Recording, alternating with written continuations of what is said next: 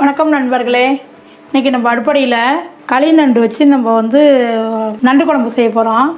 அதுக்கு 2 கத்திரிக்காய் நறுக்கி வச்சுருக்கேன், கொஞ்சோண்டு சுண்டைக்காய், தாளிக்கிறதுக்கு வடகம், குழம்பு மிளகாத்தூள் 2 ஸ்பூனு, ஒரு தக்காளி, ஒரு பெரிய வெங்காயம், ஒரு அரை மூடி தேங்காய், கொஞ்சோண்டு புளி கரைச்சி வச்சுருக்கேன். இது ஆற்று நண்டு. இது கடல் நண்டு மாதிரி கிடையாது. இது ஆற்று நண்டு, சதையாக இருக்கும்.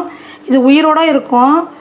இது நம்ம மஞ்சளும் உப்பும் போட்டு அவிச்சு வச்சுருக்கோம். இது மறுபடியும் தான் கழுவணும். கழுவிட்டு எடுத்து வச்சுருக்கேன். இது உடம்பு வலிக்கு நல்லது, சளிக்கு நல்லது. ஆனால் இது கிடைக்காது அவ்வளோ சீக்கிரத்தில். இந்த நண்டு கிடைக்காது. கிடைக்கிறவங்க இந்த மாதிரி வச்சு சாப்பிடுங்க, உடம்பு வலிக்கெல்லாம் கேட்கும். நண்டு எப்படி கழுவுறதுன்னு சொல்லிட்டு நம்ம வீடியோவில் நம்ம கொடுத்துருக்கோம். நீங்கள் லிங்க் கொடுத்துருக்கோம், பாருங்கள். வாங்க எப்படி செய்யலான்னு பார்க்கலாம். எண்ணெய் ஊற்றிடுவோம். எண்ணெய் சூடாகிடுச்சு. கொஞ்சம் போல் வடகம் போட்டுக்குவோம். வெங்காயத்தை போட்டுருவோம். தக்காளியும் போட்டு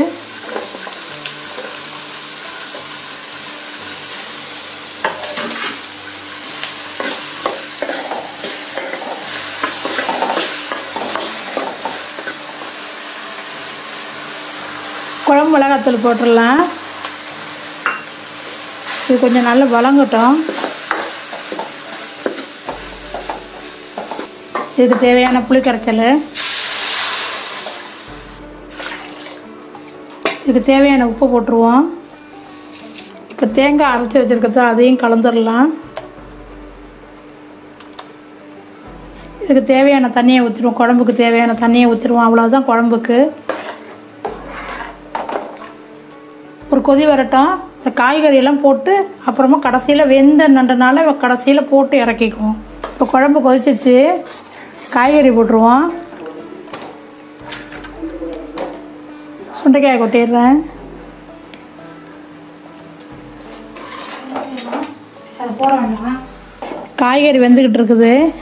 இப்போ இந்த சமயத்தில் இந்த நண்டை போட்டோம்னா இந்த சாரம் குழம்புல இறங்கி டேஸ்ட் நல்லாயிருக்கும். அதனால் இப்போ நண்டை போட்டுருவோம். நம்ம கடல் நண்டெல்லாம் நம்ம ஆயிடும்போது நம்ம ஃபஸ்ட்டு போட்டுருவோம். இது இந்த மாதிரி வேக வச்சதுனால கொஞ்சம் லாஸ்ட்டில் போடுறோம். அவ்வளோதான் வித்தியாசம். ரெண்டு அதை விட இந்த நண்டு தான் டேஸ்ட்டு.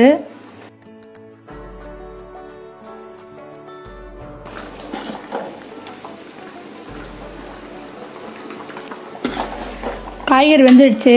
இப்போ குழம்பு இறக்கிடலாம். இந்த வீடியோ பிடிச்சிருந்தா லைக் பண்ணுங்கள், ஷேர் பண்ணுங்கள், கமெண்ட் பண்ணுங்கள். மேலும் வீடியோவுக்கு அம்மாவின் அடுப்படி சேனலை சப்ஸ்கிரைப் பண்ணுங்கள்.